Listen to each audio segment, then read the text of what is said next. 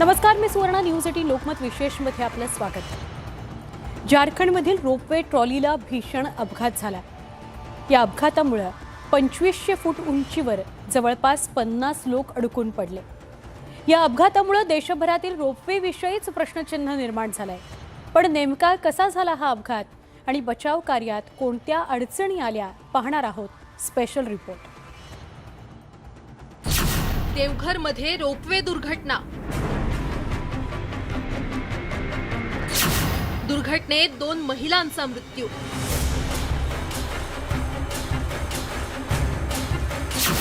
रोपवेमध्ये अडकले भाविक.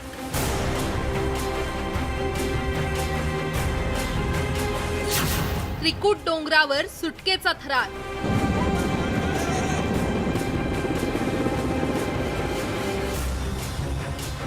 काळजाचा थरकाप उडवणारी ही दृश्य आहेत झारखंडच्या त्रिकुट परिसरात. रोपवेमध्ये अडकलेल्या नागरिकांना वाचवण्यासाठी रविवारपासून इथे बचाव कार्य सुरू करण्यात आलं. भारतीय हवाई दल आणि एनडीआरएफ कडून युद्ध पातळीवर बचाव कार्य करण्यात आलं.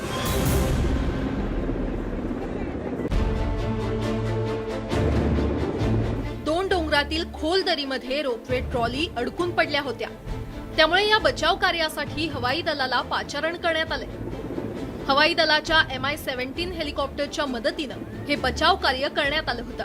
पण हे काम काही सोपं नव्हतं. त्रिकुट रोपवे हादसे में Indian air force, Indian army, ITBP के जवान, NDRF की टीम लगातार लगी हुई है. इस वक्त मौजूद हैं हम देवघर के त्रिकुट पहाड़ पर. अब आप देख सकते हैं कि किस तरह से जो है इंडियन एयरफोर्स का हेलीकॉप्टर यहाँ पर मौजूद है और लगातार प्रयासरत है कि किसी तरह जो 48 लोग फंसे हुए हैं ऊपर उन्हें बचाया जा सके. आप तस्वीरों के माध्यम से देख सकते हैं कि कितनी ऊंचाई है और जिस जगह पर लोग फंसे हुए हैं वो काफ़ी डेप्थ है. आप तस्वीरों में सामने देखिए कि एयरफोर्स के जवान जो हैं उतरने की कोशिश भी कर रहे हैं ताकि जो है उन्हें बचाया जा सके.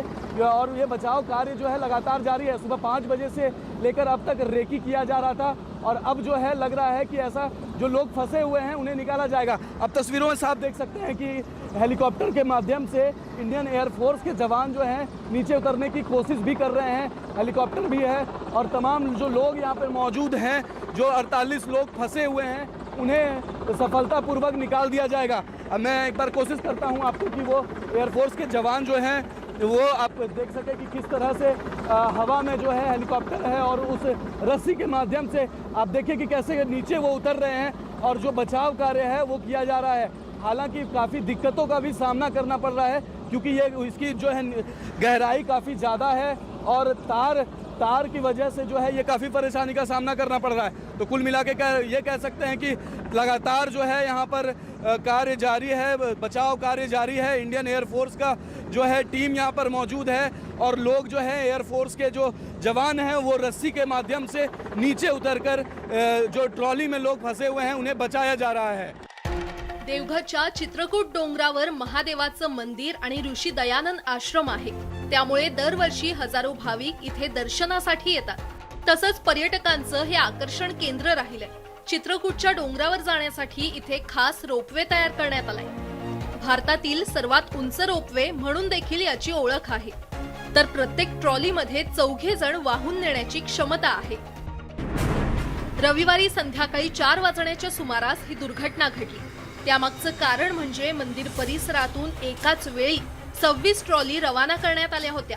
त्यामुळे रोपवेच्या तारांवर अचानक भार वाढला आणि ट्रॉलीला घेऊन जाणारं रोलर तुटलं. त्यामध्ये 3 ट्रॉली डोंगरावर आदळल्या तर 2 ट्रॉली खाली कोसळल्या. या अपघातात 2 महिलांचा मृत्यू झाला आणि 12 जण जखमी झाले. या रोपवेवर एकूण 18 ट्रॉली अडकल्या होत्या. रविवारी जवळपास 50 भाविक या ट्रॉलीमध्ये अडकले होते.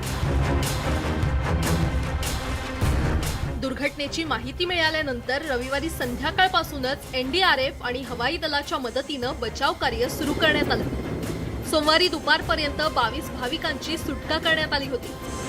त्रिकुट रोपवे हादसे का लगभग 20 घंटे से भी ज़्यादा हो गया है और अब तक जो है रेस्क्यू का कार्य कल रात से ही जारी है और अभी भी आप देख सकते हैं तस्वीरों में सीधे कि हेलीकॉप्टर के माध्यम से जो है यहाँ पर रेस्क्यू का कार्य किया जा रहा है। लोगों तक जो है राहत सामग्री भी पहुँचाई जा रही है। इस वक्त जो आप तस्वीरें देख रहे हैं ये आप देखिए कि जिस तरह से हेलीकॉप्टर यहाँ पे पहुंचकर रेस्क्यू का कार्य किया जा रहा है, और वहीं दूसरी तरफ आप देखेंगे कि जो है ट्रॉली के ऊपर जो है यहाँ के टेक्नीशियन चढ़े हुए हैं और आर्मी के जवान भी हैं। और अब जो है कोशिश की जा रही है इस ट्रॉली को जो है रस्सी के माध्यम से धीरे धीरे उस ऊपर जो फंसा हुआ नट होता है उसे लूज किया जाए और धीरे धीरे नीचे उतारा जाए। वहीं देखिए कि हेलीकॉप्टर भी जो है इंडियन आर्मी के जवान भी मौजूद है और हेलीकॉप्टर भी लगातार इस रेस्क्यू ऑपरेशन में काम कर रही है।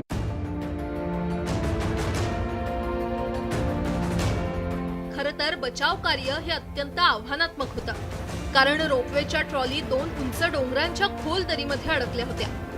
वेगवान वाऱ्यामुळे हेलिकॉप्टर रोपवेच्या ट्रॉली जवळ घेऊन जाताना वैमानिकांची कसोटी लागत होती। हेलिकॉप्टर जास्त काळ ट्रॉली जवळ स्थिर ठेवणं कठीण होत होतं। मात्र नैसर्गिक आव्हानांवर मात करून हवाई दलानं भाविकांची सुटका केली। दोरीच्या सहाय्यानं जवानांनी ट्रॉलीतून भाविकांना बाहेर काढलं। विशेष म्हणजे या ट्रॉलीमध्ये महिला आणि लहान मुलांचा देखील समावेश होता। बचाव पथकानं सोमवारी दुपारी महिला आणि लहान मुलांची सुटका केली। जमिनीपासून जवळपास 2500 फूट उंचीवर हे भाविक अडकले होते, त्यामुळेच बचाव कार्यासाठी हेलिकॉप्टर शिवाय दुसरा पर्याय नव्हता। या दुर्घटनेमुळे चित्रकूट परिसरात येणाऱ्या पर्यटकांमध्ये भीतीचं वातावरण पसरलंय। Bureau report, news 18 Lokmat. रविवारी संध्याकाळी त्रिकूट रोपवे ट्रॉलीला अपघात झाला होता। तब्बल 2 दिवस हे लोक 2500 फूट उंचीवर अडकून पडले। NDRF आणि हवाई दलानं वेगानं हालचाली केल्या। ट्रॉलीत अडकलेल्यांची सुटका करण्याकरता ऑपरेशन सुरू झालं। 2 दिवसांमध्ये 32 जणांची ट्रॉलीतून सुटका करण्यात बचाव पथकाला यश आलं, तर 15 जण अद्यापही ट्रॉलीत अडकलेले आहेत। मंगळवारी सकाळी त्यांची सुटका केली जाणार आहे। 2500 फूट उंचीवर भीषण अपघात। खोल दरीत अडकले भाविक। हवाई दलाचं बचाव कार्य।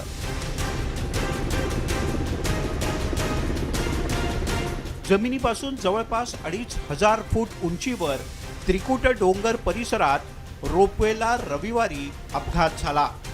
भाविक डोंगरावरच्या महादेवाचं दर्शन घेऊन परतत असताना रोपवेची ट्रॉली तुटली आणि त्यामुळे या परिसरात एकच खळबळ उडाली। झारखंड सरकारनं घटनेचं गांभीर्य ओळखून NDRF तसंच हवाई दलाची तातडीनं मदत घेतली। इकडे रोपवेच्या ट्रॉलीमध्ये अडकलेल्या भाविकांची भीतीने गाळण उडाली होती, कारण या संकटातून आपली सुटका कशी होणार याची एकच चिंता त्यांना सतावत होती। या घटनेची माहिती मिळाल्यानंतर स्थानिक प्रशासनानं सुद्धा मदत आणि बचाव कार्य सुरू केलं।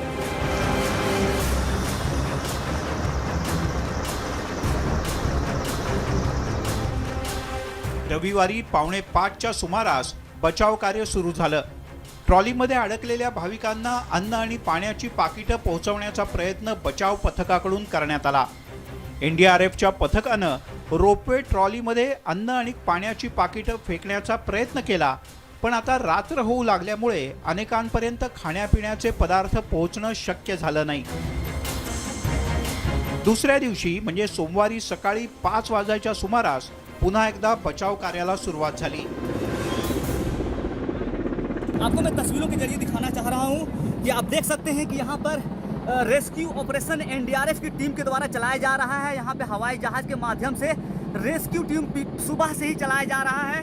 और आपको बता दें कि कल शाम 4 बजे यहाँ पे घटना घटी थी कि 2 ट्रॉली आपस में ही टकरा गया, जिसमें दर्जनों लोग घायल हो गए थे। यहाँ पे इतने वायर लगे हुए हैं जिसके वजह से हेलीकॉप्टर को, NDRF की टीम को उस ट्रॉली के पास पहुँच पाना थोड़ा टेक्निकल दिक्कत हो रहा है, लेकिन बावजूद NDRF की टीम यहाँ पे लगातार मशक्कत कर रही है।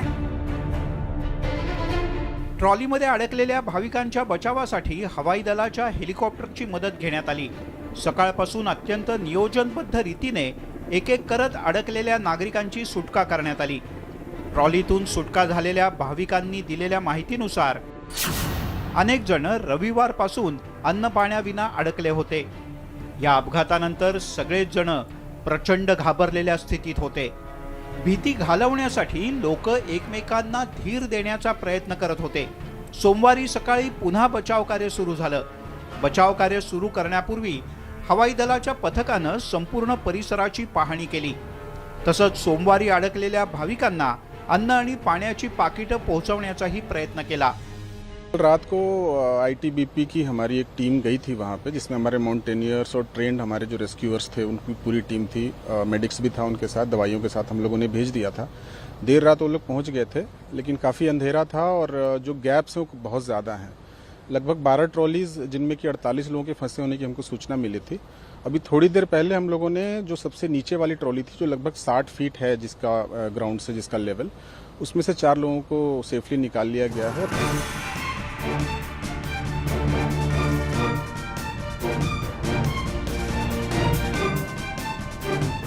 या दुर्घटनेनंतर झारखंड सरकार हादरून गेलं. राज्य सरकारनं आता रोपवे चालवणाऱ्या कंपनीवर कारवाईचा बडगा उगारलाय. दामोदर व्हॅली कॉर्पोरेशनला त्रिकुटमध्ये रोपवे चालवण्याचं कंत्राट देण्यात आलंय. या अपघातानंतर झारखंड सरकारनं दामोदर व्हॅली कॉर्पोरेशनला काळ्या यादीत टाकण्याची घोषणा केली आहे. हा अपघात का आणि कसा घडला? रोपवेची वेळोवेळी देखभाल आणि दुरुस्ती केली जात होती का, याचाही आता शोध घेतला जातोय. तसंच त्रिकुट डोंगरावर जाण्यासाठी आता रस्ता बांधण्याचा निर्णय राज्य सरकारनं घेतला आहे. Bureau report, news 18 Lokmat. इथे एक छोटासा ब्रेक आपण घेणार आहोत. अजून काही घडामोडींसाठी काही क्षणात भेटूया. पहा फक्त कार्यक्रमात स्वागत. मुंबईच्या मानखुर्दमध्ये गुंडगिरी वाढत चालली आहे. रविवारी रात्री 11:15 वाजण्याच्या सुमारास 40 जणांच्या टोळक्याने PMGP कॉलनी परिसरात अक्षरशः हैदोस घातला. हातात नंग्या तलवारी घेऊन त्या गुंडांनी या भागात प्रचंड दहशत निर्माण केली. पण आता मुंबई पोलीस या गुंडांवर कारवाई कधी करणार, हा खरा प्रश्न आहे.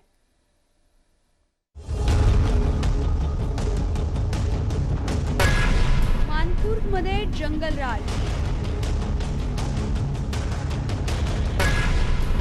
रस्त्यावर तलवारींचा नंगा नाच,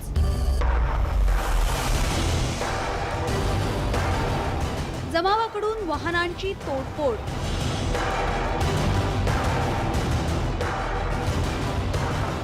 PMGP कॉलनी परिसरात दहशत.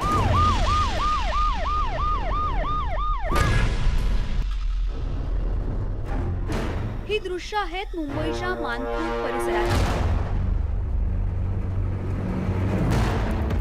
तारीख 10 एप्रिल 2022. वेळ रात्री 10:55. रविवारी रात्री PMGP कॉलनी परिसरात गुंडांनी अक्षरशः हैदोस घातला. हे दृश्य जरा निरखून पहा.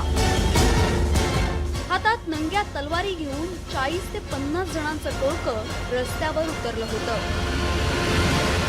मोठमोठ्यानं घोषणा देत या गुंडांनी या परिसरात तोडफोड करण्यास सुरुवात केली. रस्त्यावर असलेल्या वाहनांना या टोळक्यांनं टार्गेट केलं होतं. समोर दिसेल त्या वाहनांचं या गुंडांनी नुकसान केलं. 4 चाकी वाहनांवर दगडफेक केली होती. 9:10 के बीच में हुआ.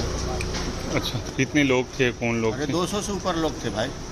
अच्छा, मैंने क्या हुआ था बेसिकली यहाँ पे? तो हम लोग तो अवतार करके अपने अपने घर में थे भाई जी. अब वो लोग नारा लगाते हुए गाड़ी को तोड़ते फोड़ते देख रहे ना, नुकसान करते हुए चले गए.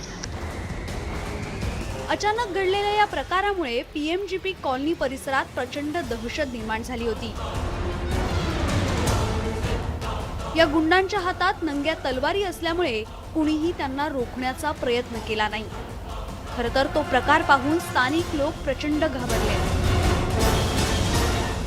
नेमकं काय होतंय याची कुणालाच कल्पना नव्हती. या गुंडांनी तलवारी नाचवत दहशत निर्माण करण्याचा प्रयत्न केला होता. 10:30 बजे के करीब कुछ 40-50 लड़के लोग एक साथ में आए, जो तलवार और साथ में रॉड और काफ़ी सामान थे उनके साथ में. पब्लिक को भी मारा और साथ साथ में गाड़ियों को भी बहुत सारा नुकसान किया. मेरी भी तीनों गाड़ी का कांच तोड़ दिया है और काफ़ी बाइक का नुकसान किया है. मेरी 2 बाइकों को भी तोड़ दिया है और पता नहीं कौन थे, कहाँ गए, कहाँ से आए.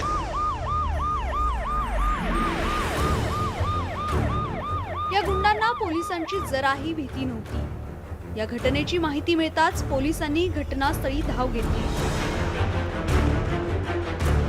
मात्र पोलीस घटनास्थळी दाखल झाल्यानंतरही त्या टोळक्यातील काही जण तिथेच होते. या तोडफोडीच्या घटनेनंतर परिसरात तणावाचं वातावरण निर्माण झालं होतं. त्यामुळे पोलिसांनी मोठ्या प्रमाणात फौजफाटा तैनात केला. 11:15 दरम्यान काही मुलं तिकडून जो कंप्लेंट आहे त्याच्या असं म्हणण्याप्रमाणे की बाबा तिकडे काही पोरं आली, त्यांनी गाजवीची तोडफोड चालू केली. तोडफोड करून ती निघून गेली. 5-7 दिसतात गाड्या, पण 55 झाल्यानंतर एक्झॅक्ट गाड्या कळतील किती झाल्या. मुलांनी काहीतरी शिल्लक कारणांची गाडपाची तोडफोड केलेली आहे. त्यावरून ते थोडं ते गैरसमज झालेला आहे. तो तपास चालू आहे. तसं काही तुम्ही म्हणजे विशेष अशाला मोठा हवा किंवा अफवा वगैरे त्याच्यावर विश्वास काही ठेवू नका. पोलीस त्यांचं काम करत आहे. जे गुन्हेगार आहेत त्यांना आम्ही ताब्यात घेऊन पुढची कारवाई करतो.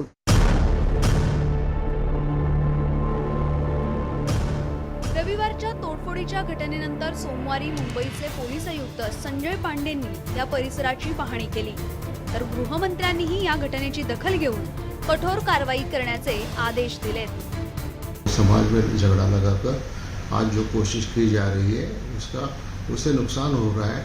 विकास की बात करना चाहिए, डेवलपमेंट की बात करना चाहिए. ऐसे एक सामाजिक अशांतता निर्माण करने के लिए कोई भी उसमें मिलेगा तो उसको छोड़ा नहीं जाएगा. उसके खिलाफ कड़ी से कड़ी कार्रवाई की जाएगी. मानपूर परिसरात गुंडांकडून दहशत निर्माण करण्याची ही काही पहिलीच वेळ नाहीये. यापूर्वीही अशा प्रकारच्या घटना या परिसरात घडल्यात. या परिसरात दिवसेंदिवस गुंडांची दहशत वाढली असून त्यातूनच असे प्रकार घडत असल्याचं समोर आलंय. पोलिसांकडून प्रत्येक वेळी जुजबी कारवाई केली जात असल्यामुळे या गुंडांची हिंमत वाढली आहे. पण आता या घटनेनंतर तरी पोलीस या गुंडांवर कठोर कारवाई करणार का, हाच खरा प्रश्न आहे. मनोज कुलकर्णीसह bureau report, news 18 Lokmat, Mumbai. आणि आता आपण पाहणार आहोत 2 शहरांमधले 2 भीषण अपघात. वाहन चालकांचं वेगावर नियंत्रण नसलं की अपघात अटळ आहे. पुणे नगर महामार्गावर कारचालकाचं नियंत्रण सुटल्यामुळे भीषण अपघात झाला. तिकडे कर्नाटकच्या मंगळुरूमध्ये एका कार चालकानं दुचाकी वाहन चालकाला चिरडलेला आहे.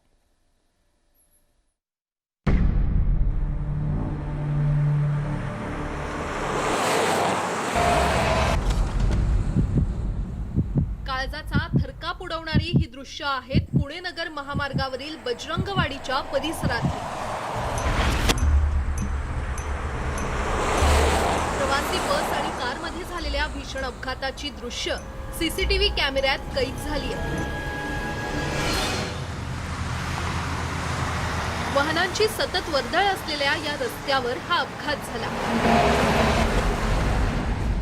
भरधाव वेगानं जाणाऱ्या कार चालकाचं वाहनावरील नियंत्रण सुटलं आणि ती कार दुभाजक तोडून विरुद्ध दिशेनं जाणाऱ्या बसला आडवी आली. अचानक कार समोर आल्यामुळे बसचा अपघात झाला. या अपघातात कार चालक ठार झालाय तर बसमधील 22 प्रवासी हे गंभीर जखमी झाले. कार चालकाच्या निष्काळजीपणामुळे हा भीषण अपघात घडलाय. इकडे शिरूरप्रमाणेच कर्नाटकच्या मंगळुरूमधील एका भीषण अपघाताचा व्हिडिओ समोर आला. भरधाव वेगानं जाणाऱ्या कारवरील चालकाचं नियंत्रण सुटल्यामुळे हा अपघात झाल्याचं पाहायला मिळतंय.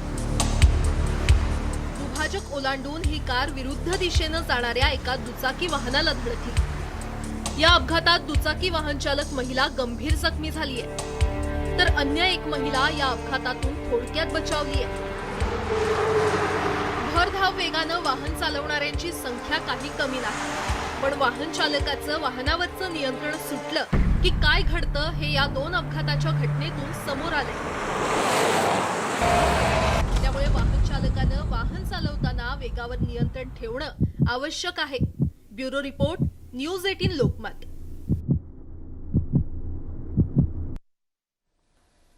या सगळ्या घडामोडींसह बुलेटिनमध्ये या कार्यक्रमामध्ये इथेच थांबतोय. ताज्या बातम्यांकरता पहा फक्त न्यूज 18 लोकमत.